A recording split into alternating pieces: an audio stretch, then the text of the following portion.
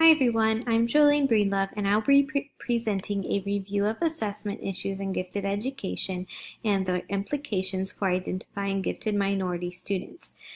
This article was written by Mary Frazier, Jamie Garcia, and Harry Passell. The underrepresentation of minority students in gifted programs is most frequently attributed to standardized testing bias. However, we'll see here with the literature review that there's not a lot of evidence to substantiate the claims in bias in most well-constructed tests of intelligence. And there's also not empirical support that supports content bias or predictive validity bias. Multiple researchers agree with Reynolds and Kaiser's finding. Thorndike and Lohman asserted that the most attempts to find bias have failed, and they added that tests offered as an alternative test for minority students were either invalid or even more biased than the most well-known tests of intelligence. However, on the other side of the spectrum, Hilliard asserts that tests created by Euro-Americans are invalid for African Americans, stating that score differences are not due to lower intelligence, but due to racial discriminations. There are some that argue that assessment practices have a goal to label minority students and place them in lower tracks. Taylor and Lee found that there are 5 areas that exemplify culturally based communication and language bias in well-known tests of intelligence. The first is situational bias, and this occurs when there's a mismatch between the tester and the test taker caused by differences in their social rules and language interactions. This can lead to invalid misunderstandings, misrepresentations. The second one is linguistic bias, and this is errors that non-standard English speakers may make in responding to test items that are written in English. Thirdly is communicative style bias, and this refers to errors that can be made when test takers are required to respond in a manner that is socially and culturally different from their accustomed style of communicating. Cognitive style bias occurs when individuals from different culture groups demonstrate their abilities in ways that are incompatible with the style required for successful performance. And finally, test interpretation bias is something that occurs when the test taker's response to a task is compared to that of the norming sample with an expectation for them to be developed the same way phonologically and in syntax as the majority group. However, even with this great divide in the research and understanding about test bias, there is also an agreement. This agreement that surrounds test bias in gifted education is that most have come to the agreement that there is a need to develop testing instruments that fairly evaluate culturally diverse students. Additionally, many believe that through the cultural differences, that even though cultural differences influence achievement test performances, there are more pressing factors such as income, wealth, status, and expectations. So the recommendations to correct test bias include establishing local norms and renorming existing data, placing greater emphasis on teacher referrals, which is something we'll talk about in a few minutes, establishing different criteria for children of different cultural groups, and adjusting cutoff scores. Finally, the use of set-asides or quotas can be used. Kohlroas argues that if educators focus on achieving a consensus about the construct of giftedness and the process for selecting measures that are reliable, valid, and free from bias, test bias would be eliminated. Another reason for underrepresentation comes with selective referrals. There's no denying that minority students are referred to gifted programs less often than majority students. There are 2 factors that influence this. The first is teacher attitudes towards minority groups and the schools that these students are likely to attend. Catano and Kirby state that low referrals are also problems for parents due to limited knowledge about gifted programs. Other researchers found that other research found that the majority parents referred their students to gifted programs, even though the minority and majority parents were equally aware that their children exhibited gifted characteristics. So that right there represents a huge problem for me. Yes, we know that low referrals are a problem because parents may not know about the gifted programs, but this study from Puro, Urbano, Hogan, and Gold states that even though these minority parents knew about their programs and knew that their children exhibited gifted characteristics, majority parents were more likely to refer their students. So there's a disconnect that we have to figure out how to solve there. Some recommendations to fix these issues are to use known strategies to recognize the attributes of gifted minority students and expand the number and types of people who participate in the identification process to include self and peer nominations as well as minority parents. A third reason for underrepresentation is the reliance on deficit-based paradigms. In the 1950s and 60s, the focus was to identify the knowledge, skill, and attitude deficiencies of minority students and reduce them. This made recognizing strengths of students difficult.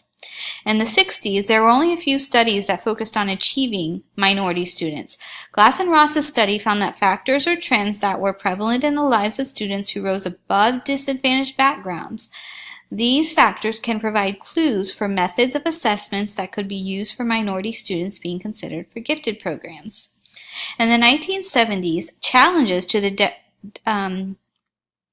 deprivation paradigm led to cultural difference theory. The theory caused research to shift away from the deficit and to focus on cultural differences and how those affect the dynamic relationship between student cultural and languages at home and the dominant language at school, and dominant language and culture at the school. Recommendations for the reliance on deficit-based paradigms. Reisman's book discusses positive characteristics and behaviors, and Torrance provides a checklist of strengths that are found in minority gifted students, which can be used in identifying those students. Secondly, we can focus on cultural differences and learning styles. Now, we have some proposals for dealing with assessment-related problems. First proposal is to use multiple criteria and non-traditional measures. The use of multiple criteria is widely advocated, and however, there is actually limited application. There are over 90% of states use normed reference tests, yet only 40% of them reported moderate use of non-traditional approaches. 46 states include products and work samples in their assessments, and as well as outside school activities to assist in decision making. Of those 46 states, 43 include measures of creativity in their assessments, and many states allow input from teachers, students, parents in decision making.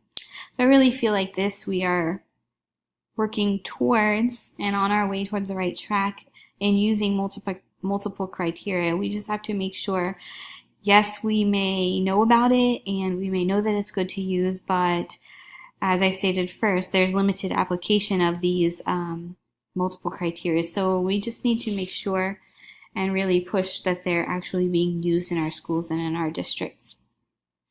Another proposal for dealing with assessment-related problem is to modify selection criteria. Many proposals have been made to lower cutoff points or to create quotas. However, these proposals are met with controversy. Treffinger urges that identification should focus more on the needs of the student and less on the needs to categorize them. These measures selected should focus on recognizing gifted children and plan instructional measures to meet their needs. And Brunel opposes efforts to doctor traditional measurements because he states that only stigmatizes minority students. So, the The use of non-standardized measures such as observations, self-report, and expert judgments are proposed to improve the assessment of talent potential amongst minority groups. However, these measures are hard to sell because they are perceived as lacking the status of IQ tests. So even though we have these really great options for creativity and for work samples and products that minority students may be able to show, we're not using them because we are stuck on the idea that we need to have the IQ and achievement tests in order to have these gifted students. And this is a huge problem in the assessment-related problems with underrepresentation of our minority students.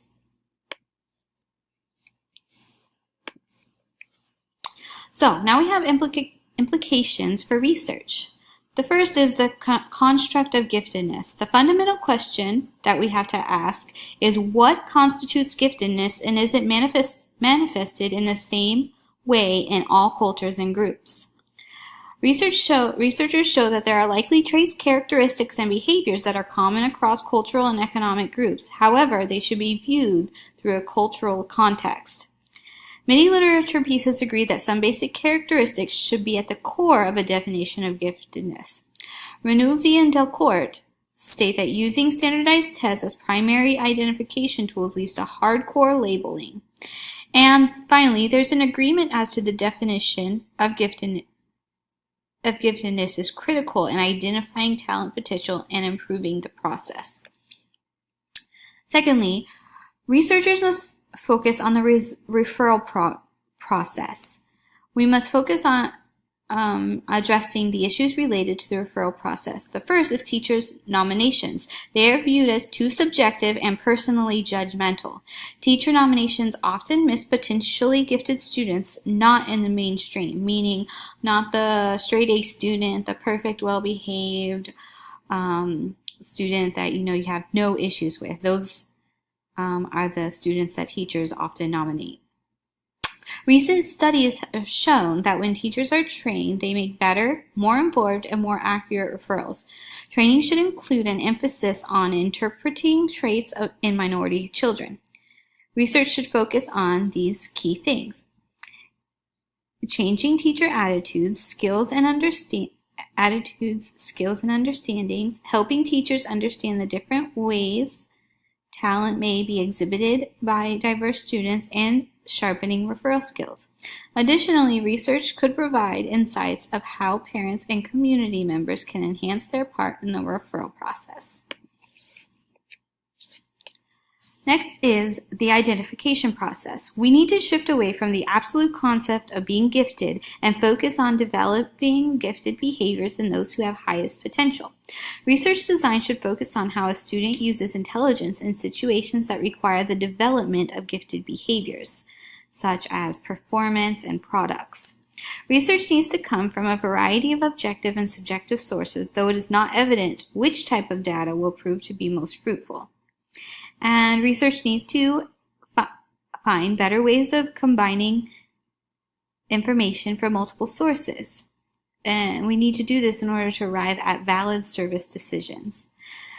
A final implication for research is curricular and instructional decisions. We need to design activities to match student needs as well as the program needs. There is no consensus on whether program planners should consider different perspectives for minority groups. There are some that argue that the purpose of gifted programs are the same regardless of populations being considered, and other argues that cultural differences are significant and should be considered. We are left with the question, should the goal of programs and curricula to prepare gifted minority students to be performers within the context of specific cultural beliefs and values, as performers in the context of a larger society, or both? And in summary, the possible ways of increasing effectiveness of procedures for recognizing giftedness in minority groups. We need to develop new data matrices, renorm or redesign standardized tests, authentic evaluation procedures, meaning portfolios or performance assessments, and the use of objective and subjective data from multiple sources. We can create enriching learning opportunities that allow students to demonstrate abilities. We can adjust cutoff scores, develop culture-specific checklists and rating scales. Possible areas of inequities and ineffectiveness of the assessment process that research can address. These